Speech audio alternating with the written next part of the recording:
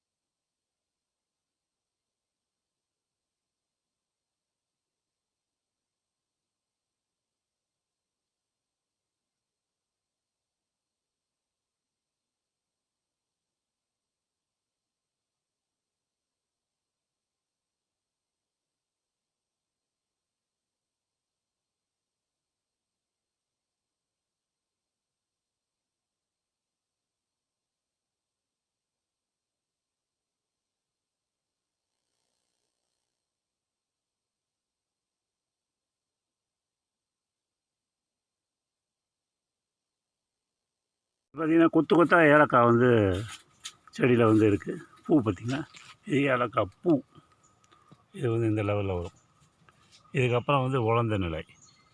இது காய்ஞ்சதுக்கப்புறம் ஹீட் பண்ணி நம்ம வந்து சமையலுக்கு பயன்படுத்திப்பாங்க. இது பார்த்திங்கன்னா ஒரு உத்ராட்சம் காய்க்கக்கூடிய மரங்க. இது பார்த்திங்கன்னா எப்படி இருக்குது பாருங்கள். பெரிய பெரிய வேர். இதோட அடிப்பாகம். இது வந்து 4 பக்கமும் வேரோடு சேர்ந்து ஒரு பிரம்மாண்டமான மரம். பார்த்திங்கன்னா மேலே வந்து மரத்தை காய்க்கும் உத்ராட்சம். காய்ச்சி வந்து வெயில் காலத்தில் அப்படியே கீழே கொட்டும். இது வந்து ட்ரில்லிங் பண்ணி பல முகத்தில் வந்து இந்த மரத்தில் வந்து உத்ராட்சம் காய்க்குதுங்க. 3 முகம் 4 முகம் 5 முகம் எல்லாம் காய்க்குது. இது வந்து ஒரு பிரம்மாண்டமான மரம். இங்கே பார்த்திங்கன்னா பார்த்தாக இருக்குது பாருங்கள். பெரிய பெரிய வேர். இது வேரோட பெரிய மரம். பார்க்குறதுக்கு ரொம்ப அருமையாக இருக்குது. இதில் வந்து குறுமிளகு ஏற்றி வச்சுருக்காங்க. குறுமிளகு பார்த்திங்கன்னா தொங்குது பாருங்கள். குறுமிளகு